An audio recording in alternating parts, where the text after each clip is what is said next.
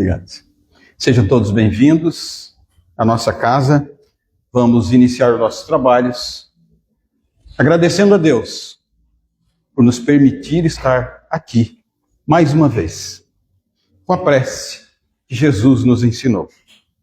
Pai nosso que estais nos céus, santificado seja o teu nome. Venha a nós o vosso reino e seja feita a tua vontade, aqui na terra como é feita nos céus. O pão nosso de cada dia dai-nos hoje. Perdoa, Senhor, as nossas dívidas, assim como perdoamos os nossos devedores. E não nos deixe, Pai amado, cair nas tentações, livrando de todos os males. Que assim seja. Hoje nós temos a palestra com o nosso irmão Daniel Basílio, nosso amigo de longas datas. Ele vai nos trazer o tema Evangelho no Lar. Obrigado, boa noite a todos. Que a paz de Cristo esteja conosco. Com grande alegria que eu venho aqui compartilhar um tema do Evangelho do Lar, proposto pela URI, tá? A URI recomenda também que a gente converse, também que a gente reflita, peça uma reflexão sobre também o Evangelho, segundo o Espiritismo. E então vocês podem perceber que outras casas também, então, algum dia vai ter esse mesmo tema, tá? Normalmente até o Evangelho do Lar, o Evangelho segundo o Espiritismo, mais o Evangelho do Lar, ou somente o Evangelho no Lar. Mas é uma recomendação da URI do tema, e ela replica aí a cada 3, 4 meses, aí dão os temas, entendeu, para alguns palestrantes para passarem nas casas. Então, por isso que é um tema que vocês olharem nas outras, vai ser um pouco repetido até. Tá? Só explicando um pouquinho. Começando sobre o Evangelho segundo o Espiritismo, ele foi escrito lá 162 anos atrás. Tá? E a recomendação é que ele se leia sempre, seja um livro de... Não vou dizer um livro de cabeceira, porque um livro de cabeceira é aquele que a gente lê para dormir. Mas que seja um livro que nos sirva de guia, que nos sirva para nos orientar, nos ajudar, nos aconselhar no dia a dia. Não somente ler aquela passagem esporádica que a gente faz, muitas vezes, aleatórias, mas também que a gente tenha o hábito de pegar algumas partes e realmente, às vezes, estudar, tá? Praticar o estudo. O que é o estudar, realmente? É realmente questionar aquilo. Porque muitas vezes nós somos, quem veio de outras religiões, que é o meu caso, a gente sempre veio, eu falo por mim, a gente veio muito, eu e minha família, é aquilo que está escrito, é imutável, não se questiona. Ou não se questionar, ok, mas vamos lá, a gente precisa refletir o que está escrito. Porque muitas vezes até o que está ali, a gente precisa entender o contexto no Evangelho segundo o Espiritismo. Por exemplo, poucos dias atrás, não faz nem muito tempo, no grupo de estudo, nós estávamos estudando uma passagem em que, em determinado momento, lá falava em castigo. A psicografia falava em castigo. Você lá para evitar o castigo de Deus e tal. E aquilo ali ficou. Castigo? Mas Deus não castiga. Deus não castiga. Deus é bom e justo. Tem alguma coisa que está fora. A discussão foi, chegou no final, o dirigente do grupo, vocês perceberam algo que estava errado aqui? Algo que não bate muito? Pois é, essa palavra castigo destoa do Evangelho, destoa do que a gente aprendeu até hoje. Pois é, mas olha de quem foi a psicografia. Era de um bispo, em 1800 e alguma coisa ali, lá atrás. Então era um bispo, ou seja, era a psicografia de um bispo de uma religião que acreditava no castigo. Então precisamos colocar no contexto. Então por isso a importância de estudar e não tomar a palavra realmente literal muitas vezes. Principalmente quando se contradiz o que a gente aprendeu, ao que se diz realmente. Então é onde a importância também de grupo de estudo, em cima do Evangelho. Porque a gente vai ler, a gente tem um ponto de vista. O outro irmão vai ler, ele tem outra situação. Por que isso aí acontece? Vai acontecer porque as nossas vidas são diferentes. As nossas experiências são diferentes. Às vezes a gente viveu coisa, eu vivi coisa que o meu colega do lado ali do grupo de estudo, no Evangelho, ele não viveu aquilo. E também ao contrário, ele viveu e eu não. Eu lembro quando eu estava no começo, tinha um assunto ali, eu olhei assim, eu já tinha opinião formada. Formada, com argumento, tudo prontinho. Quem quer falar? O Daniel levantou a mão e começou a falar. Na maior da certeza, na maior da razão. Aí outro colega do lado, pois é, mas eu penso um pouco diferente. Muito educado. E ele colocou o ponto de vista dele. Ele desmontou tudo que eu tinha. E ele tinha toda a razão. Eu não tinha pensado por aquele lado. Eu não tinha pensado por aquela razão, daquela forma. E aí, não que eu me senti ofendido, do contrário, a gente tem que entender que eu aprendi mais alguma coisa. Aí eu entendi o ponto de vista dele, poxa, ele tem toda a razão. E na verdade eu estava totalmente errado.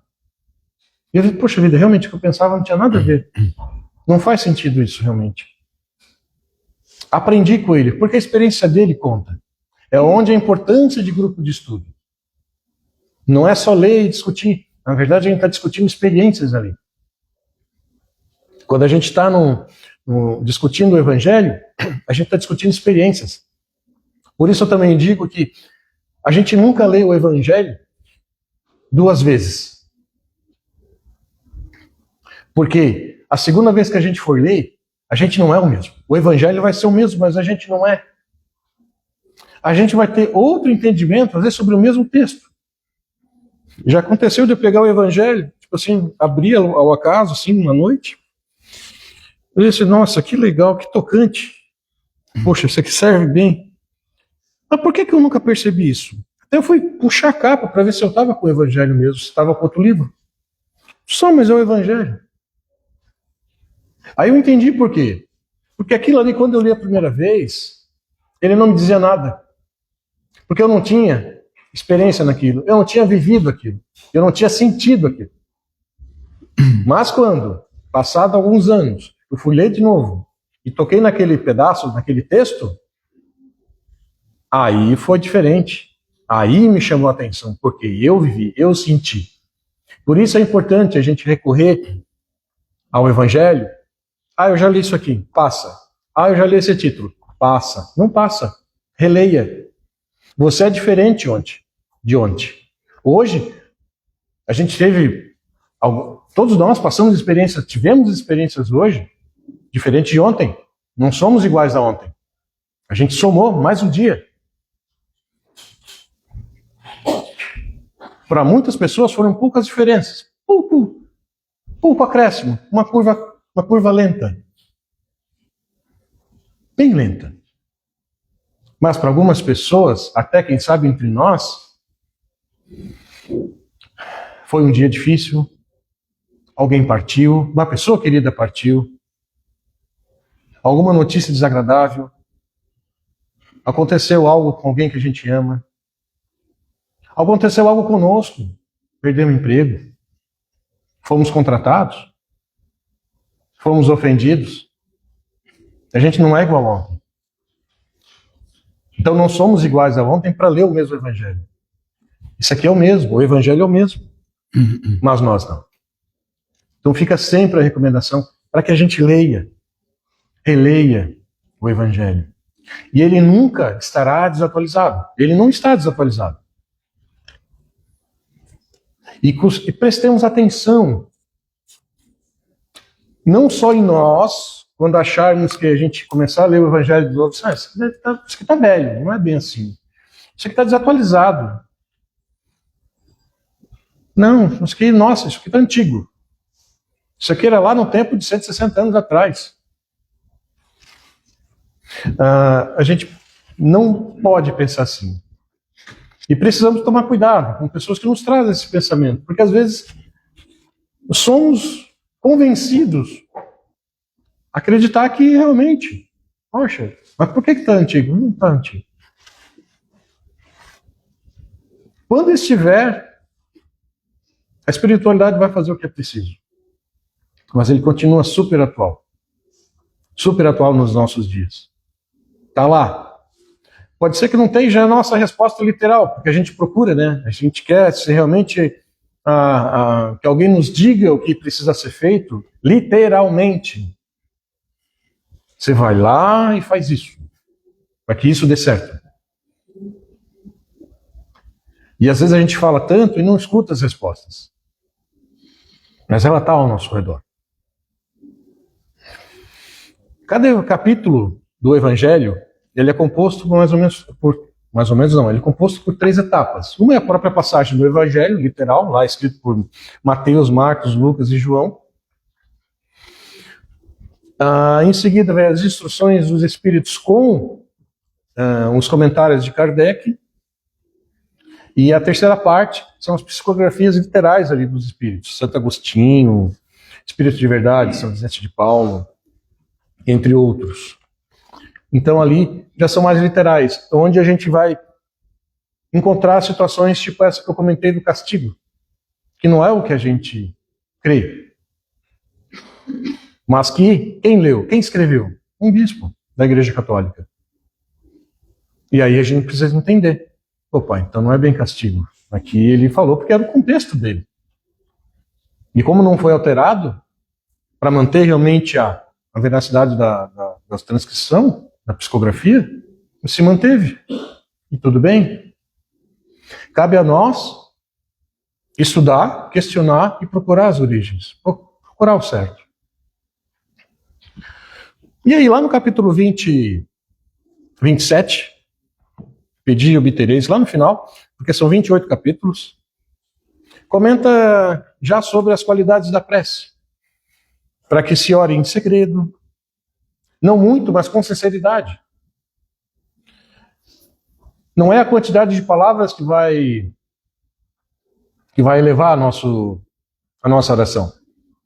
Não é a quantidade de palavras ou o floreamento de palavras que vai levar a nossa oração.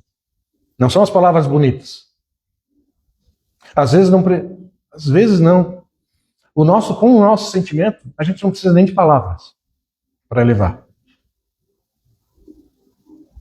Eu lembrei da música Romaria, Renato Teixeira, que diz lá: como eu não sei rezar na frente da santa, apenas entrego o olhar, apenas o sentimento. E não precisa mais que isso. Não precisamos florear muito.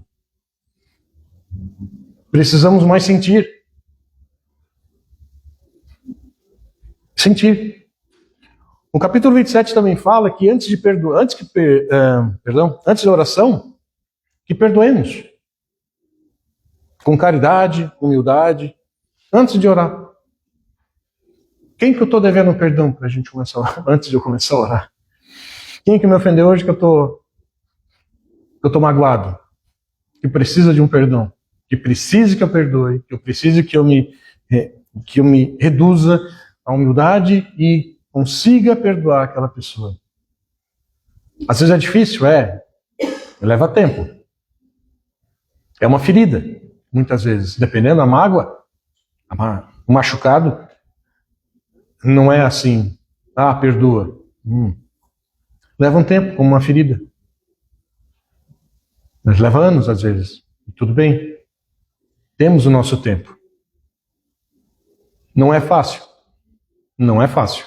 Mas a gente precisa trabalhar na direção. Não porque é longo, é difícil, que a gente não vá andar. A gente começa com o primeiro passo. E aí a gente vai dar o segundo, terceiro. Tanto que na oração do Pai Nosso, e eu vou dizer a vocês que foi com muito tempo depois, assim, já adulto, bem velho já, em que eu fiquei até com vergonha, aquela parte dizendo: perdoai os nossos pecados, assim como nós perdoamos a quem nos tem ofendido.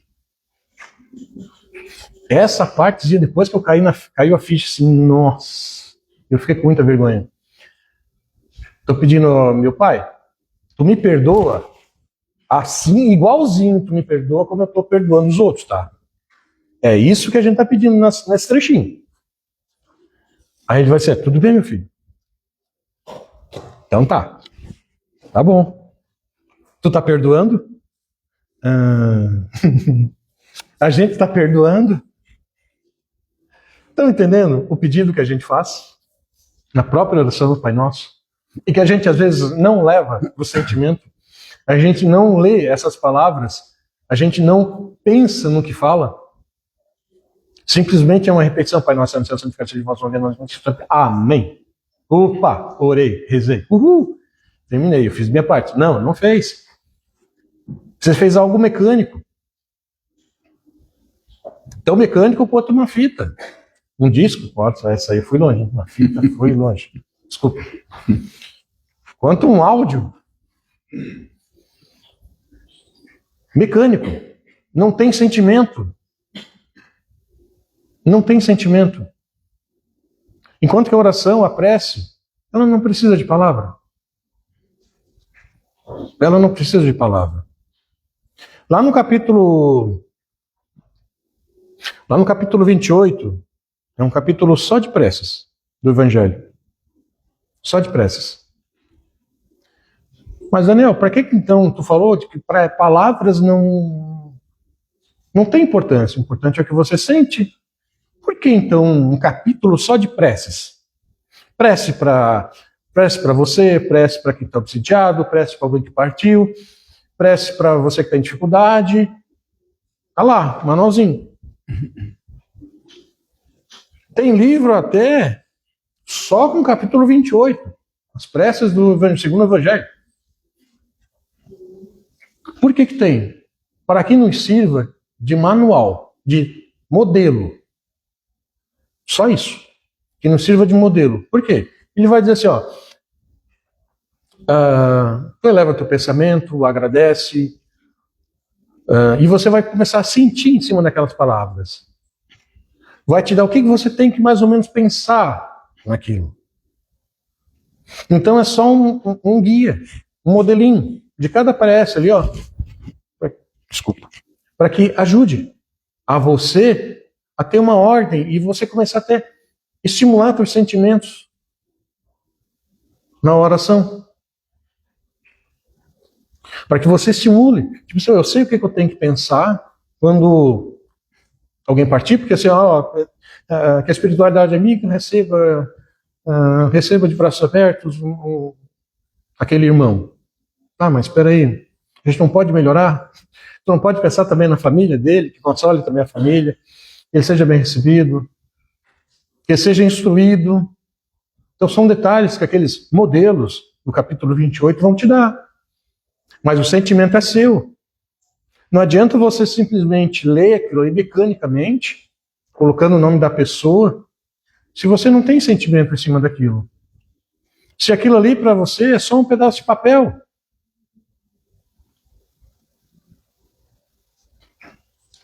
Eu vou em casa de pessoas que... Minha mãe? Que lá na casa dela, da minha mãe, a televisão fica ligada lá no canal católico o dia inteiro. O quanto que ela está pensando naquilo ali, 10% do dia, menos ainda. Porque o que vale realmente não é a palavra espalhada ali, o som mecânico. É o sentimento que está ali. Até eu pergunto para ela, mas tem disparado, escutado e sentido? Quando eu posso, eu consigo isso. Por favor, faça. Mas fica ligado o dia inteiro. Mas o que vai contar é o momento que você está sentindo aquilo. Sentindo as palavras. Lembrando dos teus problemas, das tuas alegrias, da tua gratidão, daquilo que você precisa, daquilo que te dói. É isso o valor. É esse o valor da prece. Os sentimentos somente. As palavras são guias, são manuais, são modelos, templates, enfim, dê o nome que você quiser, mas que sirva de guia. Nossa, eu errei aqui, eu esqueci esse trecho aqui dessa oração. Não faz diferença. Você sentiu aquilo? Senti. Ok, está valendo. E aí, tomando a direção do Evangelho no Lar, o Evangelho no Lar é um momento que a gente precisa ter o hábito E mais para o final eu digo qual é a maior dificuldade, eu acho que vocês vão entender isso, que quando eu falar, no final vocês vão dizer, eu sabia que era isso. Eu sabia. O Evangelho no Lar é um momento de comunhão da casa, em que a gente marca um horário, a gente combina um horário. A primeira vez, assim, eu fiz uma oração, convidando a espiritualidade amiga que esteja em tal horário, em tal dia, que esteja conosco para realizar o Evangelho junto. Eu lembro que comecei numa terça-feira, 10 da noite, e começamos o Evangelho. Um dia eu fiz, 2 dias. Depois, o que aconteceu? Eu esqueci, fui lembrar só no domingo, quase já na outra semana. Vamos mudar o horário, então a gente precisa ajustar. Então, a gente marca um horário que assim, tenho certeza que, olha, esse horário aqui é muito difícil. É muito difícil a gente ter alguma coisa. Eu sei que eu vou estar em casa esse horário. Meu agora é domingo, 9 da noite. Eu cheguei à conclusão que todo domingo, 9 da noite, eu estou em casa. E minha família está em casa junto. Então hoje é esse o meu horário. Que não atrapalhe, que a gente consiga fazer com regularidade. Consiga fazer toda semana. Consiga fazer toda semana. E como é que a gente começa ele? Olha, uma oração inicial, um Pai Nosso, uma prece simples. Mas eu posso estar sozinho? A minha família não vai querer. Começa sozinho. Eu comecei sozinho. A gente começa sozinho. Vocês não têm noção do poder e a dimensão que tem o Evangelho no lar. É um momento que a gente faz uma oração em conjunto, ou de hora marcada, porque às vezes a família não pode, mas quem está presente naquela hora faz junto. Lê o Evangelho, discute, vou entrar em detalhes. Mas que a gente acha que é só nós, mas não é só nós. À medida que a gente vai mantendo, vai enraizando o hábito, dezenas, centenas de espíritos estão ali conosco, aguardando a leitura daquela palavra, aguardando a discussão daquele tema, mesmo que você esteja sozinho. Ninguém está sozinho. Está todo mundo acompanhado, sempre. Então, a gente pede diretamente para Deus que esteja presente no momento do Evangelho. Isso aí chama uma espiritualidade amiga, que é impressionante. A proteção que existe. A proteção que existe no momento do Evangelho, por toda semana, à medida que você vai enraizando aquele hábito, você se torna um ponto de luz. Aquela casa se torna um ponto de luz. De bons espíritos.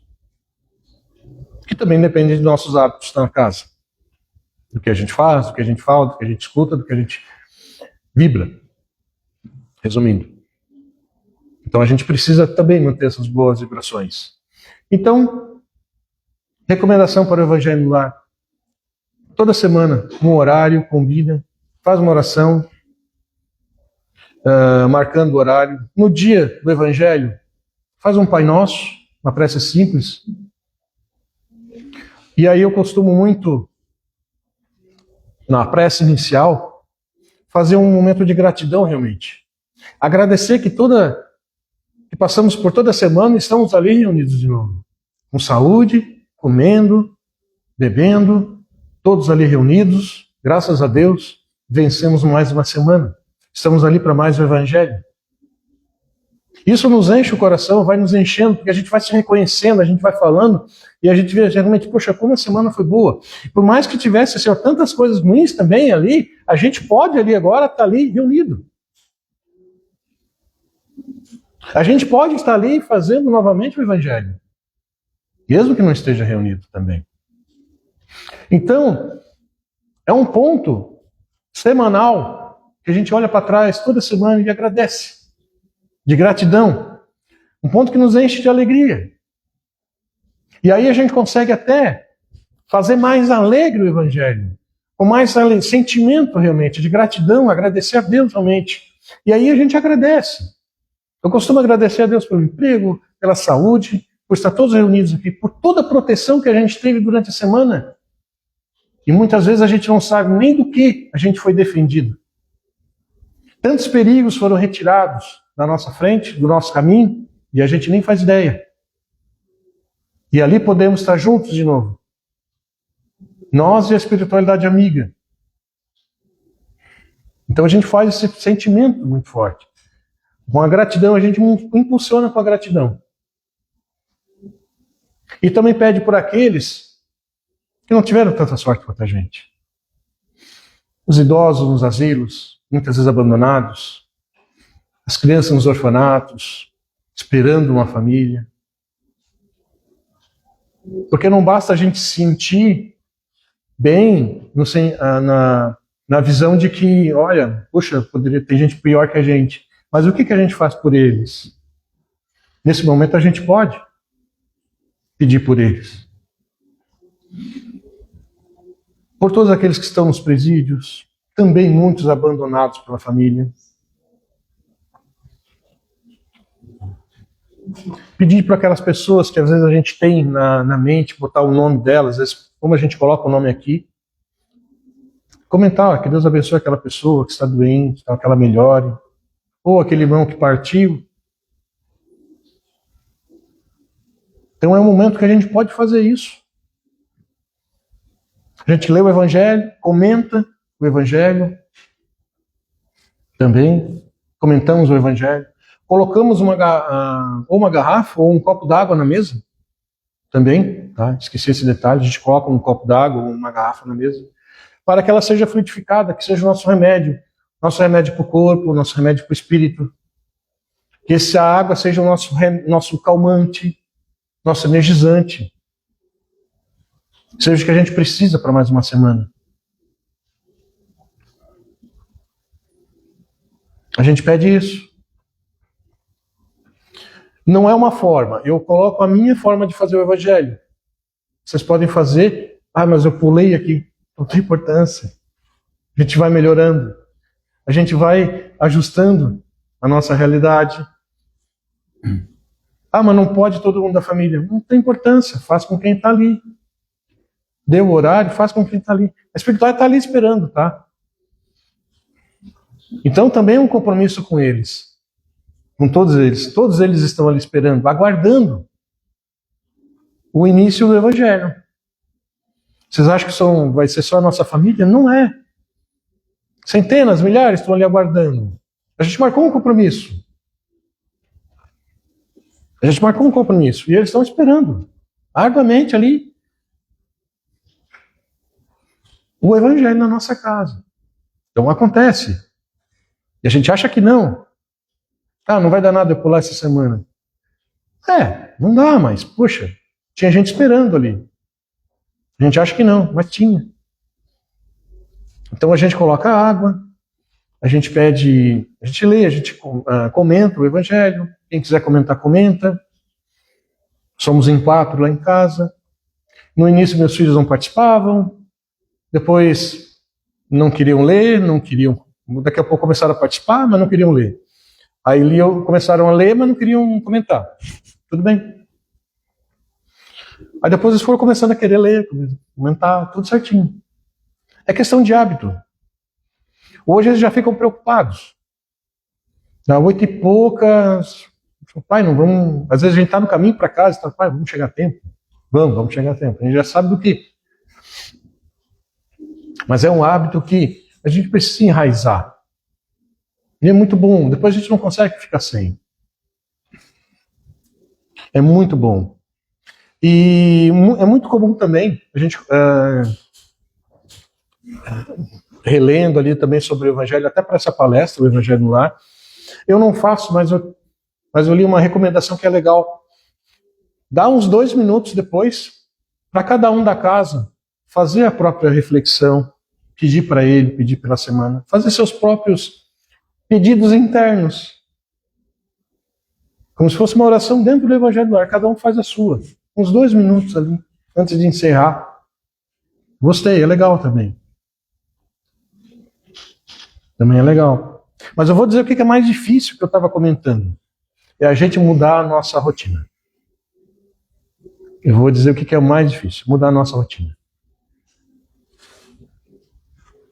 Primeiro, muitas vezes, é você fazer algo em casa que ninguém está esperando. Nem sempre toda a família é espírita. Nem sempre toda a família, às vezes ninguém é espírita. Mas quer fazer o evangelho, e tudo bem. Você quer fazer da sala, quer fazer no seu quarto? Faça onde você quiser, não tem lugar. Não é um ritual. É um momento de oração com hora marcada. Para que não só os encarnados, mas também os desencarnados participem. Então é um momento de hora marcada. É isso.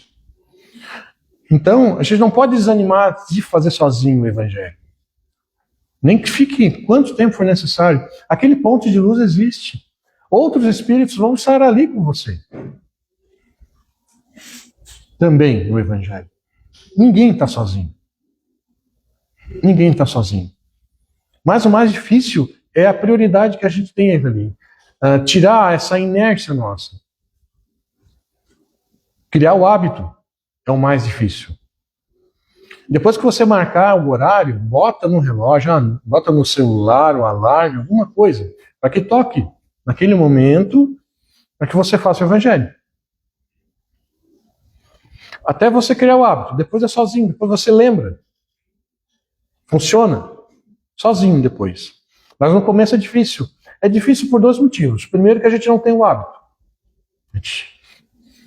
Tudo que foge da nossa rotina, a gente vai acabar esquecendo. Aconteceu comigo, como eu comentei. Fui lembrar quase no final de uma semana. Aí eu vi que, cara, vou ter que mudar. Vou ter que fazer um dia certo. Vou ter que fazer outro dia, aquele dia tá ruim. Ninguém lembrou, nem eu e minha família. Então mudando para domingo. Beleza, a gente consegue fazer. Às vezes está todo mundo junto? Não está. Mas a gente faz quem está. A gente faz. E outro motivo também, além da rotina, essa inércia que às vezes a gente tem de fazer uma coisa nova dentro de casa, quebrar a rotina do que a gente tem que fazer. Outra coisa que também vai lutar contra e bastante, é que assim, vai ter amiguinho também que não quer que você faça. Vai ter amiguinho desencarnado que não quer que você faça. Que não é legal para ele. Ele não gosta daquilo. Esse é o mais difícil. Esse é o mais difícil. Mas que a gente precisa aí lutar para isso. Como eu comentei, bota no alarme. E já marca um horário que assim, não tem risco de visita. Que é impressionante. Se marcar um horário mais ou menos que possa chegar a visita, vai chegar a visita. Ela nem sabe o que você está fazendo, mas você já sabe que aquilo ali foi ideia de alguém para ela vir naquele horário ali. E ela não tem culpa. Mas que a gente precisa ter disciplina para isso. Disciplina. Para que a gente consiga vencer essa inércia. A inércia nossa, primeiro, a inércia e também o problema de influência de amiguinho que não quer que aquilo ali aconteça. O ambiente dele, às vezes, na nossa casa, está muito bom para ele. Está muito bom para ele. Não está para a gente, mas está bom para ele. Ele está conseguindo fazer o que quer. E aí você vem com uma coisa boa, uma palavra de luz ali, ele vai fazer de tudo para que evite, para que aquilo ali não aconteça. Mas cabe a nós a persistência.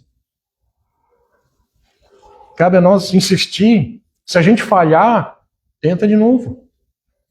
Vai tentando que dá certo. Vai dar. Vai dar. Muitas vezes, como eu comentei, não depende, não somos nós. Mas é importante. A gente cria um ponto de luz quando a gente faz o evangelho.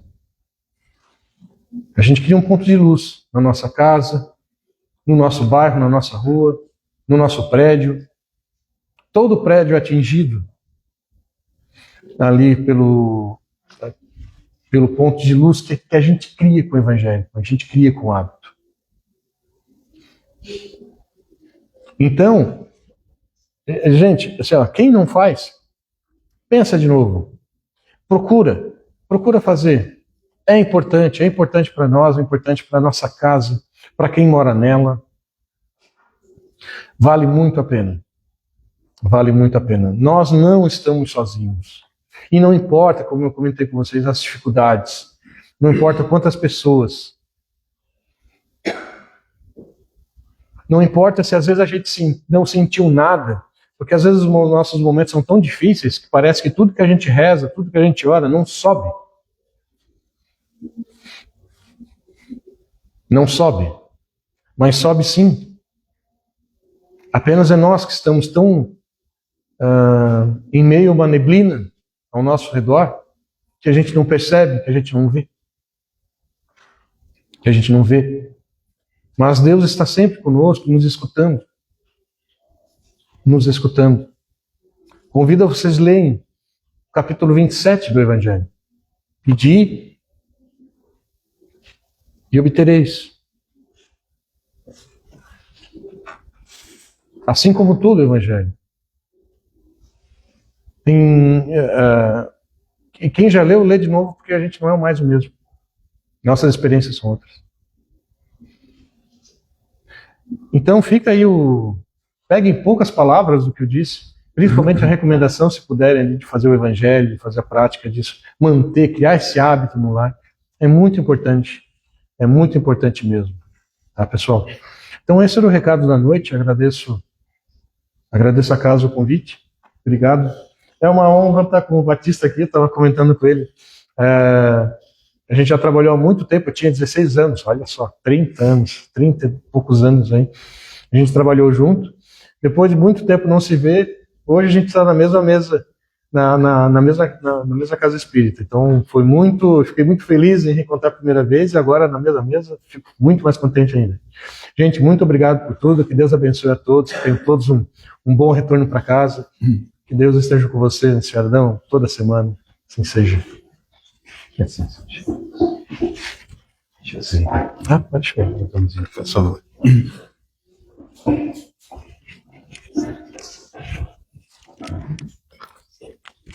Obrigado, meu irmão Daniel. Realmente, depois de 30 anos a gente se encontrar, se conhecendo, é uma alegria muito grande de saber que ele também está na doutrina, que encontrou o caminho certo. Não é verdade? Porque a gente sabe que a doutrina nos modifica. Uma coisa natural. Como você estava falando do Evangelho, né? A gente vai lendo o Evangelho e aquilo vai entrando em nós mesmos. Então, que bom. Que bom que a gente se encontra num ambiente deste. E com esta vibração que nós estamos agora, vamos agora fazer a nossa parte, o nosso trabalho. Vamos, nesse momento, emanar os nossos pensamentos de prece, de paz. Primeiro os recém-nascidos, as crianças que se comprometeram a vir a este mundo para cumprir as suas provas. Aos idosos, né, que já cumpriram a sua missão e deixaram os seus legados para conosco. Aos doentes dos hospitais, que Deus os ampare, que dê a sua melhora e que possam seguir a sua caminhada. Enfim, aos presidiários também, que eles encontrem o seu perdão e as suas falhas. E aos governantes de todas as nações, para que eles encontrem a justiça divina nos seus atos. Com a prece de Cáritas, vamos encaminhar os nossos pedidos.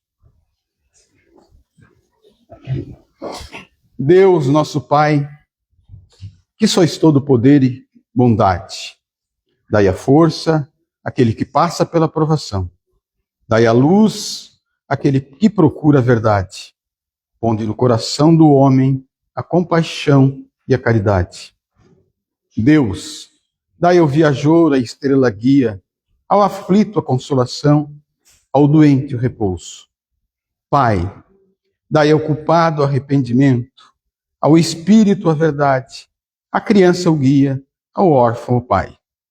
Senhor, que vossa bondade se estenda sobre tudo o que criaste. Piedade, Senhor, para aquele que vos não conhece. Esperança para aqueles que sofrem. Que vossa bondade permita que os espíritos consoladores derramem por toda parte a paz, a esperança e a fé. Deus, um raio, uma faísca de vosso amor pode abrasar a terra.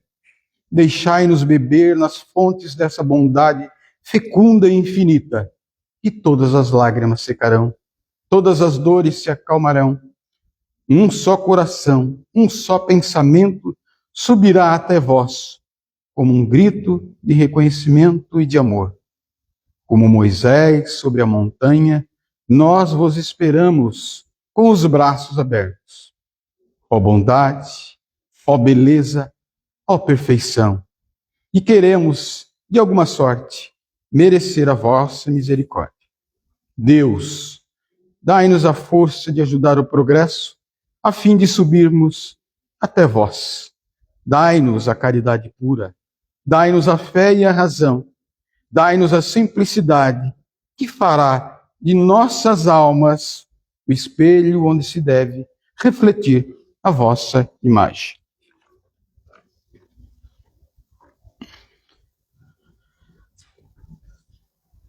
Agora vamos orar para que Deus atenda e acolha os pedidos, deixado na caixa de pedidos lá na frente, na entrada da sala, para aquelas pessoas das quais precisam da nossa ajuda e daqueles também que estão no nosso pensamento. Vamos elevar também o nosso pensamento a Deus e a espiritualidade, para que magnetize aquelas águas, para que elas sirvam de remédio para o nosso corpo físico e espiritual.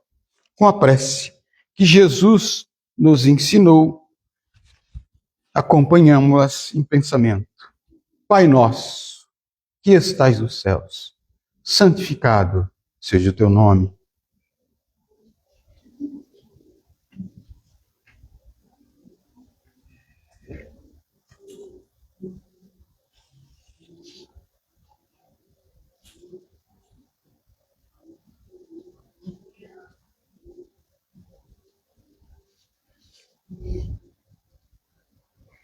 Em nome de Deus, de Jesus, nosso mestre, nosso guia, nosso modelo, e a espiritualidade amiga que nos acompanha, do mentor desta casa, Francisco Cândido Xavier, damos por encerrado a primeira parte dos trabalhos de hoje.